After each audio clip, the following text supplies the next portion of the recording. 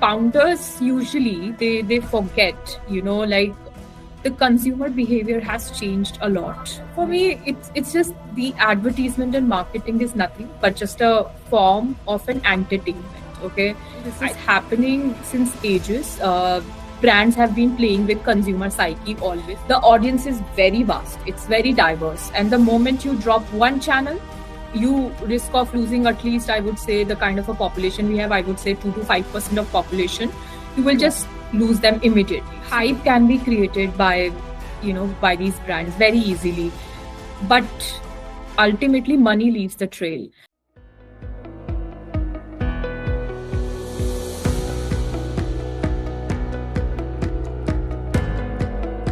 Hi everyone, and welcome to the Journalist Story series.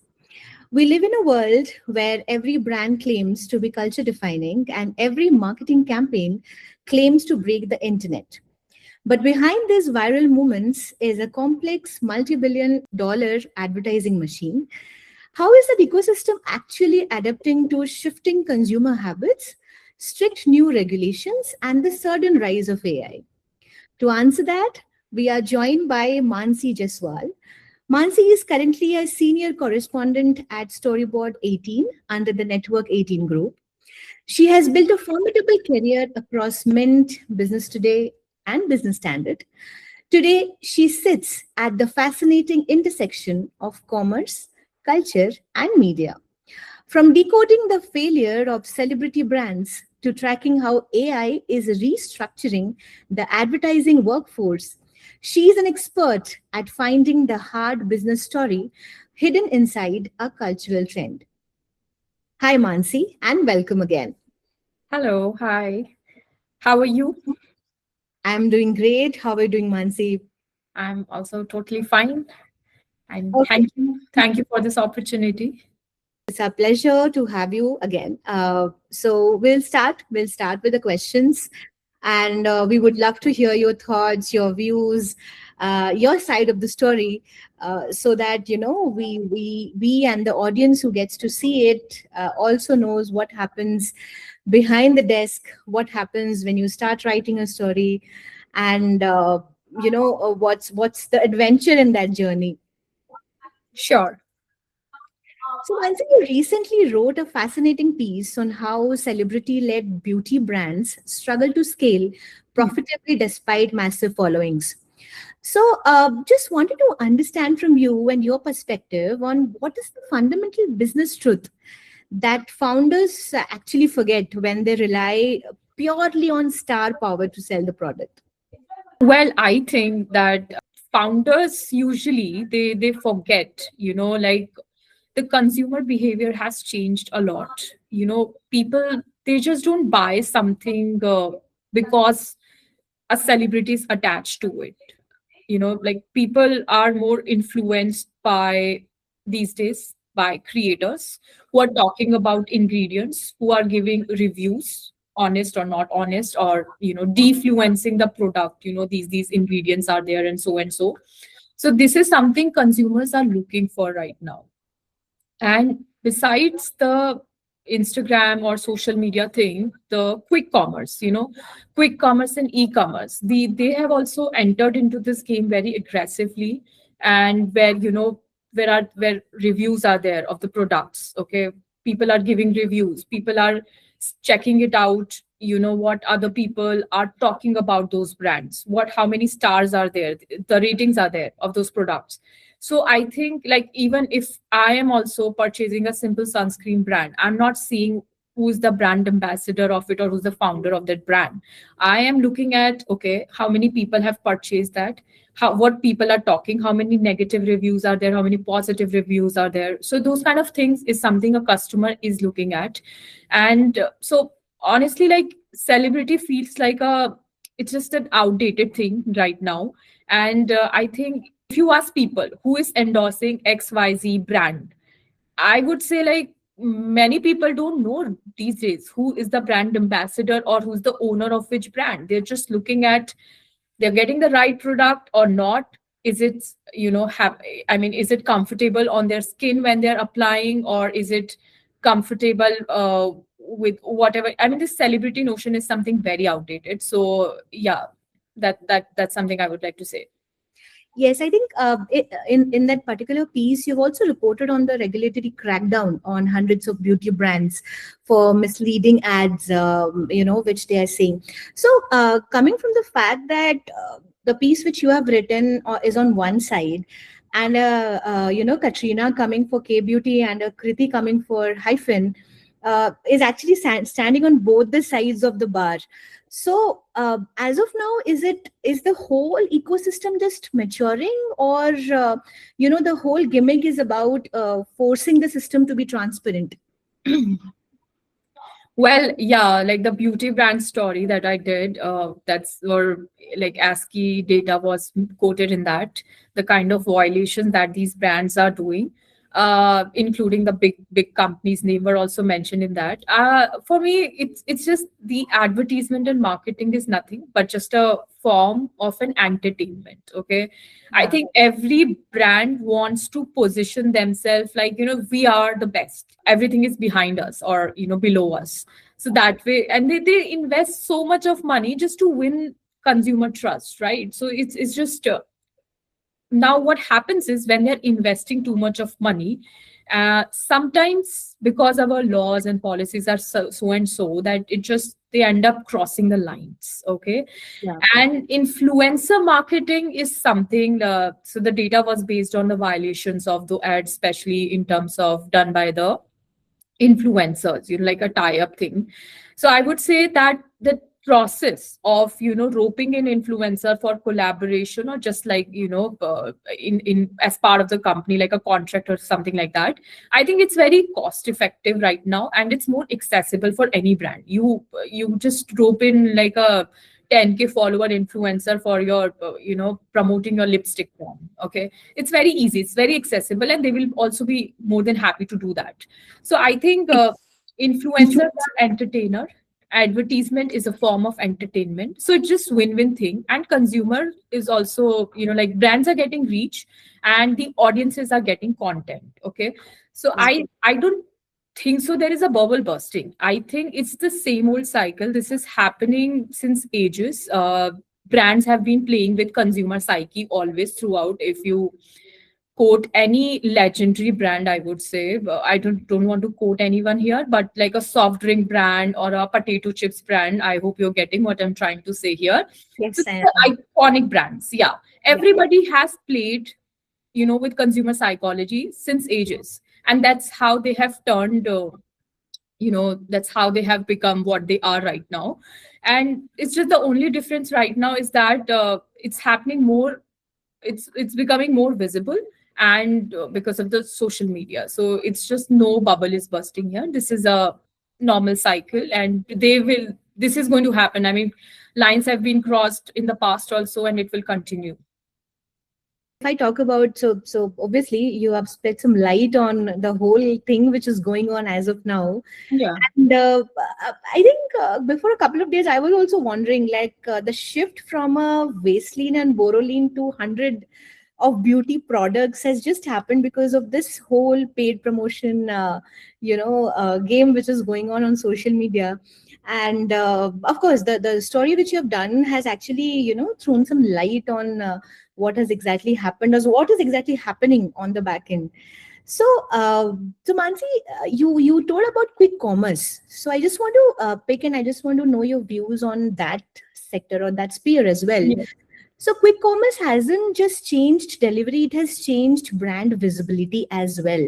Hmm. So with FMCG brands fighting for placements on a 10-minute delivery apps, do you see quick commerce algorithms becoming the new prime time TV for advertisers? Well, yeah, I mean, quick commerce is something, it has become a big thing. I would totally agree on that. It has given a big visibility game to the companies. And I know so many brands, like so many big small brands, D2C brands, they're investing on this to, get a prime placement on these platforms. But and also, yeah, the ad revenues, if you look at these companies, annually quote their revenues from the advertisement. So I totally believe that those are like very evident number that how much the money is going into these platforms. But like you said, prime time TV thing, I wouldn't call it that right now, because I think digital is something, it doesn't work in isolation. Okay, like brands will have to push the visibility across other channels, across other social media channels, and like the traditional channels. So I think it's just everything. It just doesn't get into like, okay, quick commerce, you've got a good placement and you're just going well.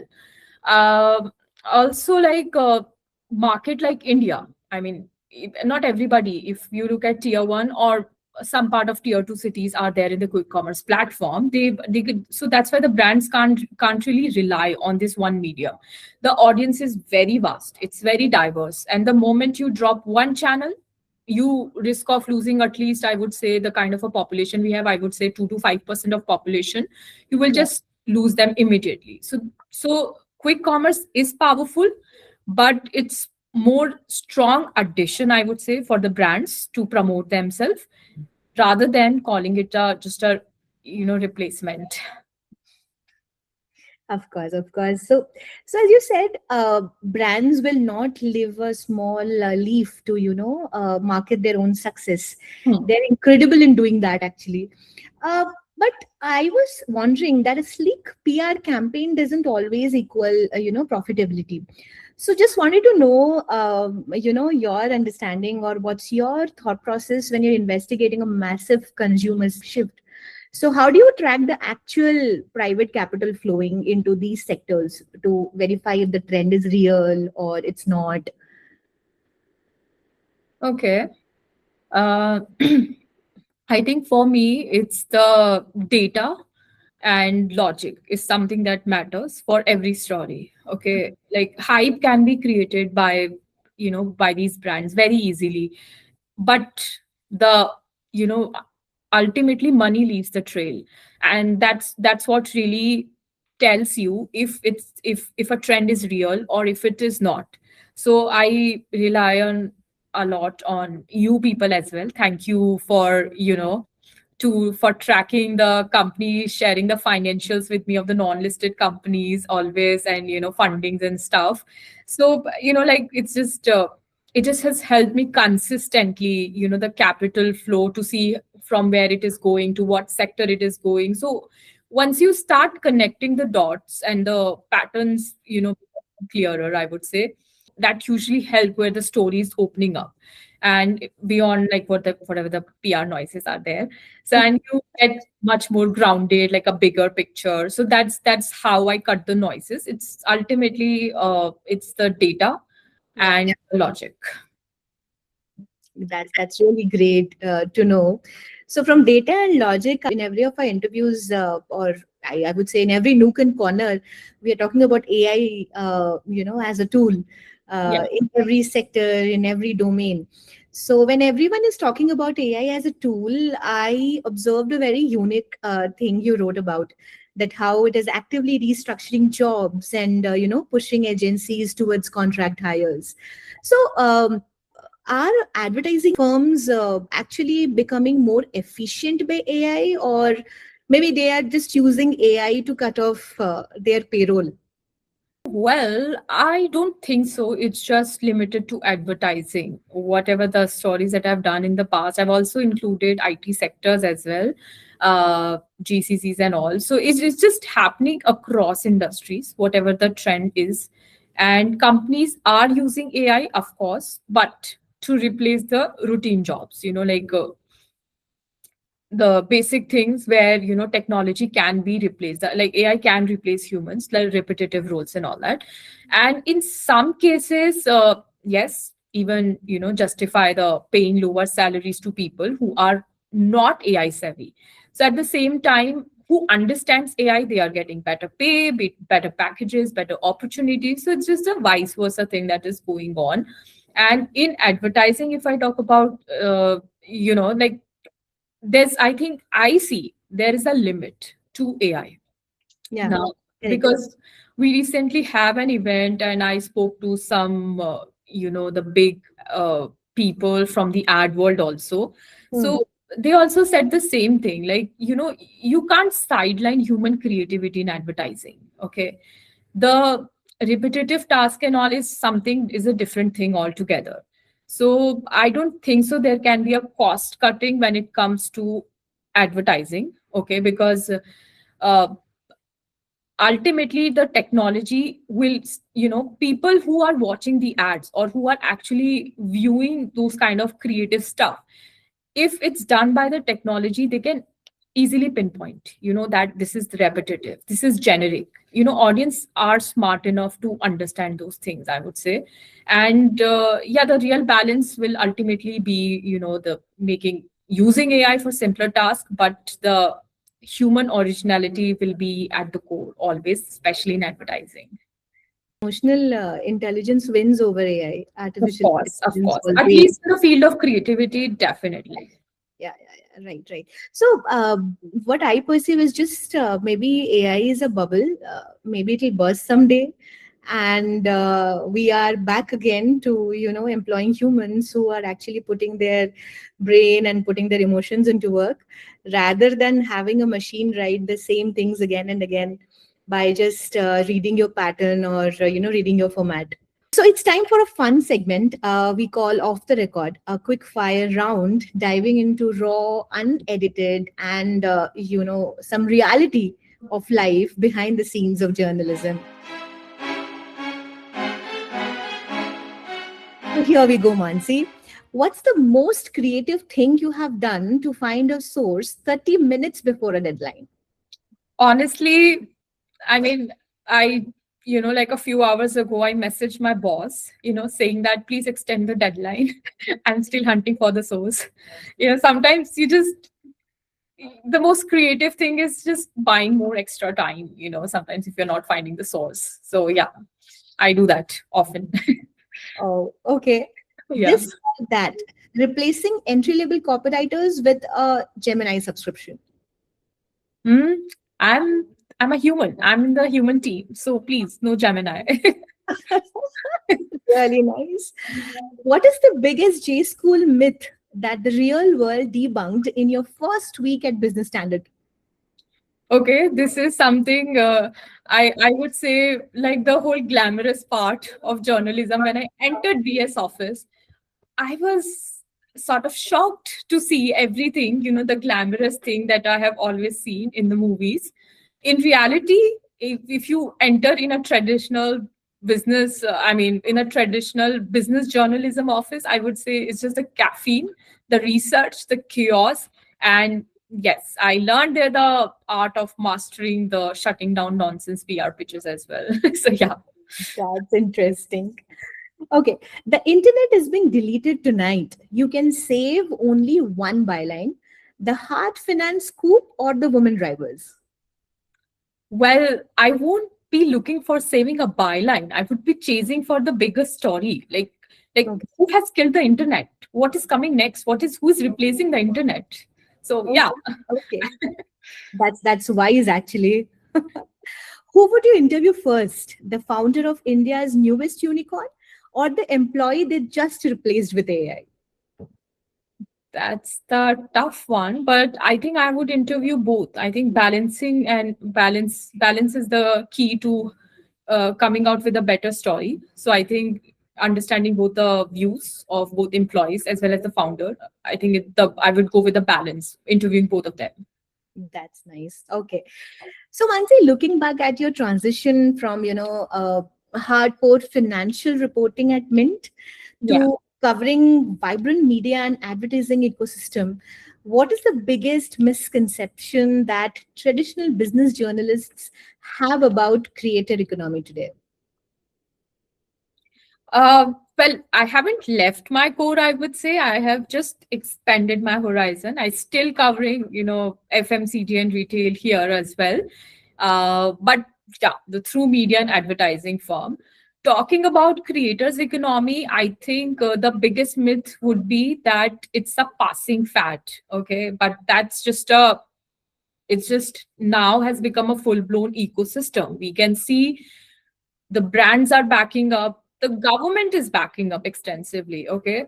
And now even the shift in the mindset of the people also is, I can see people are not just talking about mera beta doctor banega ya mera beta engineer banega. It's now more of like, you want to become a creator, take the phone and yeah, please go on. This is what parents are also pushing their children into. So I think this just tells that this isn't just the hype, and it's just more become like a, like a structural change. And as a journalist, I think we know there are so many stories here, and they're just wrapped up in a bit of glamour, but we all know that creator economy is the present and will be the future. That's really nice. That's really insightful, Mansi. A very interesting question I want to ask and end with. So, you are in your favorite profession as of now, I would say, as a journalist. But if not a journalist, then what? I think I can't do anything beyond journalism. This is something I love my job. Okay. I just love doing my research. I just love doing, scrambling for context, for sources, and digging out newer angle. I think I'm just totally meant for this job.